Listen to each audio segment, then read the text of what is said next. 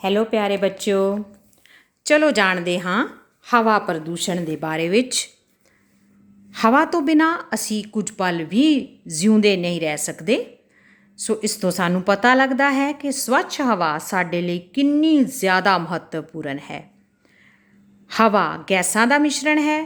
ਆਇਤਨ ਦੇ ਅਨੁਸਾਰ ਇਸ ਮਿਸ਼ਰਣ ਦਾ ਲਗਭਗ 78% ਨਾਈਟ੍ਰੋਜਨ, ਲਗਭਗ 21% ਆਕਸੀਜਨ ਅਤੇ ਬਹੁਤ ਥੋੜ੍ਹੀ ਮਾਤਰਾ ਵਿੱਚ ਕਾਰਬਨ ਡਾਈਆਕਸਾਈਡ, ਆਰਗਨ, ਮੀਥੇਨ, ਹੋਰ ਬਹੁਤ ਸਾਰੀਆਂ ਗੈਸਾਂ ਅਤੇ ਜਲ ਵਾਸ਼ਪ ਵੀ ਹਵਾ ਵਿੱਚ ਮੌਜੂਦ ਹੁੰਦੇ ਹਨ।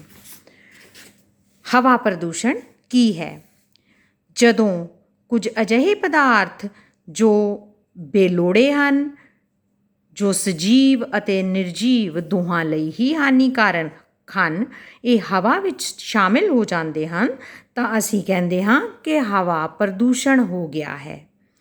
ਹਵਾ ਨੂੰ ਪ੍ਰਦੂਸ਼ਿਤ ਕਰਨ ਵਾਲੇ ਪਦਾਰਥਾਂ ਨੂੰ ਹਵਾ ਪ੍ਰਦੂਸ਼ਕ ਕਹਿੰਦੇ ਹਨ। ਸੋ ਜਿਹੜੇ ਪਦਾਰਥ ਹਵਾ ਨੂੰ ਦੂਸ਼ਿਤ ਕਰਦੇ ਹਨ ਉਹਨਾਂ ਨੂੰ ਹਵਾ ਪ੍ਰਦੂਸ਼ਕ ਕਹਿੰਦੇ ਹਨ। ਇਹ ਪ੍ਰਦੂਸ਼ਕ ਦੋ ਸਰੋਤਾਂ ਤੋਂ ਆਉਂਦੇ ਹਨ: ਕੁਦਰਤੀ ਸਰੋਤ ਅਤੇ ਮਨੁੱਖੀ ਕਿਰਿਆਵਾਂ। ਕੁਦਰਤੀ ਸਰੋਤ ਜਿਵੇਂ ਜਵਾਲਾਮੁਖੀ ਦਾ ਫਟਣਾ, ਜੰਗਲਾਂ ਵਿੱਚ ਲੱਗੀ ਅੱਗ ਤੋਂ ਉੱਠਿਆ ਧੂੰਆਂ, ਤੇਜ਼ ਹਵਾ ਦੇ ਵਗਣ ਨਾਲ ਉੱਡਦੀ ਹੋਈ ਧੂੜ। ਮਨੁੱਖੀ ਕਿਰਿਆਵਾਂ ਰਾਹੀਂ ਇਹ ਪ੍ਰਦੂਸ਼ਕ ਕਿਵੇਂ ਮਿਲਦੇ ਹਨ ਹਵਾ ਵਿੱਚ? ਇਸ ਦੇ ਬਹੁਤ ਸਾਰੇ ਸਰੋਤ ਹਨ। ਜਿਵੇਂ ਮਨੁੱਖ ਨੇ ਫੈਕਟਰੀਆਂ ਲਗਾਈਆਂ ਹਨ ਔਰ ਉਹਦੇ ਵਿੱਚੋਂ ਧੂੰਆਂ ਨਿਕਲਦਾ ਹੈ, ਉਹਦੇ ਵਿੱਚ ਬਾਲਣ ਬਾਲਿਆ ਜਾਂਦਾ ਹੈ। ਪਾਵਰ ਪਲਾਂਟ ਹਨ, ਸਵੈਚਾਲਿਤ ਵਾਹਨ ਜੋ ਸੜਕਾਂ 'ਤੇ ਦੌੜਦੇ ਹਨ, ਮਨੁੱਖੀ ਕਿਰਿਆਵਾਂ ਦਾ ਹੀ ਨਤੀਜਾ ਹਨ। ਇਹ ਸਭ ਕੁਝ ਹਵਾ ਨੂੰ ਕਿਵੇਂ ਪ੍ਰਦੂਸ਼ਿਤ ਕਰਦਾ ਹੈ? ਸੜਕਾਂ 'ਤੇ ਚੱਲਣ ਵਾਲੇ ਵਾਹਨਾਂ ਦੇ ਵਿੱਚੋਂ ਵੱਡੀ ਮਾਤਰਾ ਵਿੱਚ carbon monoxide, carbon dioxide, nitrogen oxide ਅਤੇ ਧੂੰਆਂ ਨਿਕਲਦਾ ਹੈ। ਜਦੋਂ ਪੈਟਰੋਲ ਅਤੇ ਡੀਜ਼ਲ ਵਰਗੇ ਬਾਲਣ ਅਧੂਰੇ ਰੂਪ ਵਿੱਚ ਬਲਦੇ ਹਨ ਤਾਂ ਕਾਰਬਨ ਮੋਨੋਆਕਸਾਈਡ ਗੈਸ ਪੈਦਾ ਹੁੰਦੀ ਹੈ ਜੋ ਕਿ ਬਹੁਤ ਜ਼ਹਿਰੀਲੀ ਗੈਸ ਹੈ ਔਰ ਇਹ ਸਾਡੇ ਖੂਨ ਵਿੱਚ ਆਕਸੀਜਨ ਲੈਣ ਦੀ ਸਮਰੱਥਾ ਨੂੰ ਘਟਾ ਦਿੰਦੀ ਹੈ। ਇਸੇ ਤਰ੍ਹਾਂ ਉਦਯੋਗ ਵੀ ਹਵਾ ਦੇ ਪ੍ਰਦੂਸ਼ਣ ਲਈ ਜ਼ਿੰਮੇਵਾਰ ਹਨ।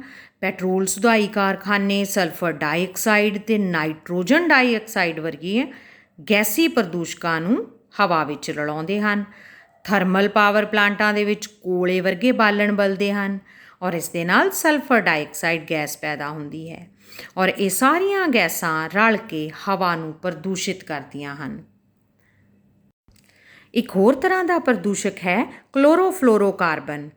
ਇਸ ਦੀ ਵਰਤੋਂ ਰੈਫਰੀਜਰੇਟਰਾਂ, ਏਅਰ ਕੰਡੀਸ਼ਨਰਾਂ ਅਤੇ ਐਰੋਸੋਲ ਫੁਹਾਰਾਂ ਦੇ ਵਿੱਚ ਹੁੰਦੀ ਹੈ। CFC ਵਾਤਾਵਰਣ ਦੀ ਓਜ਼ੋਨ ਪਰਤ ਨੂੰ ਨਸ਼ਟ ਕਰ ਦਿੰਦਾ ਹੈ ਔਰ ਇਹ ਓਜ਼ੋਨ ਪਰਤ ਸਾਨੂੰ ਸੂਰਜ ਤੋਂ ਆਉਣ ਵਾਲੀਆਂ ਹਾਨੀਕਾਰਕ ਪਰਾਵੈਂਗਣੀ ਕਿਰਨਾਂ ਤੋਂ ਬਚਾਉਂਦੀ ਹੈ। ਪਰ CFC ਨੇ ਇਸ ਓਜ਼ੋਨ ਪਰਤ ਵਿੱਚ ਇੱਕ ਸੁਰਾਖ ਕਰ ਦਿੱਤਾ ਹੈ ਜਿਸ ਨੂੰ ਓਜ਼ੋਨ ਸੁਰਾਖ ਕਹਿੰਦੇ ਹਨ। ਹਵਾ ਪ੍ਰਦੂਸ਼ਣ ਦੇ ਹਾਨੀਕਾਰਕ ਪ੍ਰਭਾਵਾਂ ਵਿੱਚ ਸਭ ਤੋਂ ਪਹਿਲਾ ਪ੍ਰਭਾਵ ਹੈ ਮਨੁੱਖੀ ਸਿਹਤ ਦੇ ਉੱਪਰ। ਜਦੋਂ ਅਸੀਂ ਪ੍ਰਦੂਸ਼ਿਤ ਹਵਾ ਵਿੱਚ ਸਾਹ ਲੈਂਦੇ ਹਾਂ ਤਾਂ ਸਾਨੂੰ ਸਾਹ ਸੰਬੰਧੀ ਬਹੁਤ ਸਾਰੇ ਰੋਗ ਲੱਗ ਜਾਂਦੇ ਹਨ, ਜਿਵੇਂ ਦਮਾ, ਖੰਘ ਅਤੇ ਬੱਚਿਆਂ ਵਿੱਚ ਸਾਹ ਰੋਗ। ਹਵਾ ਪ੍ਰਦੂਸ਼ਣ ਕੇਵਲ ਸਜੀਵਾਂ ਨੂੰ ਹੀ ਪ੍ਰਭਾਵਿਤ ਨਹੀਂ ਕਰਦਾ ਬਲਕਿ ਇਸ ਦੇ ਨਾਲ ਨਿਰਜੀਵ ਵਸਤੂਆਂ ਜਿਵੇਂ ਇਮਾਰਤਾਂ, ਸਮਾਰਕ ਅਤੇ ਬੁੱਤ ਇਹ ਵੀ ਪ੍ਰਭਾਵਿਤ ਹੁੰਦੇ ਹਨ। ਤੁਸੀਂ ਤਾਜ ਮਹਿਲ ਦਾ ਨਾਮ ਤਾਂ ਸੁਣਿਆ ਹੀ ਹੈ। ਇਹ ਚਿੱਟੇ ਸੰਗਮਰਮਰ ਦਾ ਬਣਿਆ ਹੋਇਆ ਹੈ, ਪਰੰਤੂ ਉਦਯੋਗਾਂ ਵਿੱਚੋਂ ਨਿਕਲਣ ਵਾਲੇ ਪ੍ਰਦੂਸ਼ਕਾਂ, ਖਾਸ ਕਰਕੇ ਮਥੁਰਾ ਤੇਲ ਰਿਫਾਈਨਰੀ ਜੋ ਇਸ ਦੇ ਕੋਲ ਹੈ, ਉਸ ਵਿੱਚੋਂ ਨਿਕਲਣ ਵਾਲੇ ਪ੍ਰਦੂਸ਼ਕਾਂ ਦੇ ਕਰਕੇ ਤਾਜ ਮਹਿਲ ਦਾ ਸੰਗਮਰਮਰ ਪੀਲਾ ਹੋ ਗਿਆ ਹੈ। ਕਾਰਖਾਨਿਆਂ ਅਤੇ ਵਾਹਨਾਂ ਵਿੱਚੋਂ ਨਿਕਲਣ ਵਾਲੀਆਂ ਸਲਫਰ ਡਾਈਆਕਸਾਈਡ ਅਤੇ ਨਾਈਟ੍ਰੋਜਨ ਡਾਈਆਕਸਾਈਡ ਵਰਗੀਆਂ ਗੈਸਾਂ ਜਦੋਂ ਵਾਯੂਮੰਡਲ ਵਿੱਚ ਮੌਜੂਦ ਜਲ ਵਾਸ਼ਪਾਂ ਨਾਲ ਮਿਲਦੀਆਂ ਹਨ ਤਾਂ ਤੇਜ਼ਾਬ ਬਣਦਾ ਹੈ ਔਰ ਉਹ ਤੇਜ਼ਾਬ ਵਰਖਾ ਦੇ ਰੂਪ ਵਿੱਚ ਧਰਤੀ 'ਤੇ ਡਿੱਗਦਾ ਹੈ। ਇਸ ਵਰਤਾਰੇ ਨੂੰ ਤੇਜ਼ਾਬੀ ਵਰਖਾ ਕਹਿੰਦੇ ਹਨ। ਇਹ ਤੇਜ਼ਾਬੀ ਵਰਖਾ ਸੰਗਮਰਮਰ ਨੂੰ ਖੋਰ ਦਿੰਦੀ ਹੈ ਔਰ ਇਸ ਵਰਤਾਰੇ ਨੂੰ ਸੰਗਮਰਮਰ ਦਾ ਕੈਂਸਰ ਕਹਿੰਦੇ ਹਨ। ਹਵਾ ਪ੍ਰਦੂਸ਼ਣ ਦਾ ਅਗਲਾ ਗੰਭੀਰ ਸਿੱਟਾ ਹੈ ਗਲੋਬਲ ਵਾਰਮਿੰਗ ਜਾਂ ਵਿਸ਼ਵ ਤਾਪਮਾਨ ਵਿੱਚ ਵਾਧਾ।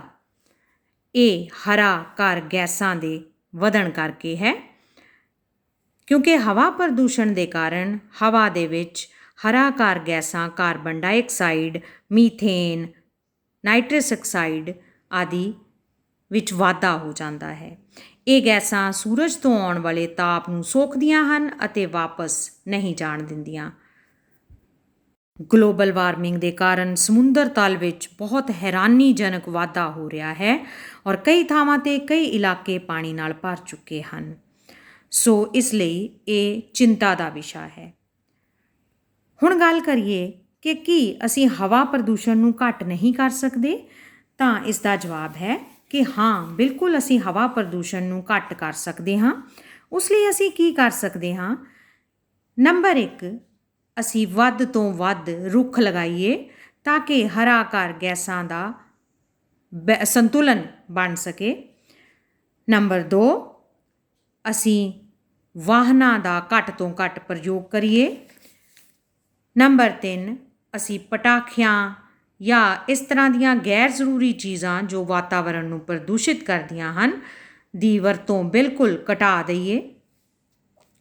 ਅਸੀਂ ਊਰਜਾ ਦੇ ਅਜਿਹੇ ਸਰੋਤਾਂ ਦੀ ਵਰਤੋਂ ਕਰੀਏ ਜੋ ਹਵਾ ਦਾ ਪ੍ਰਦੂਸ਼ਣ ਨਹੀਂ ਕਰਦੇ।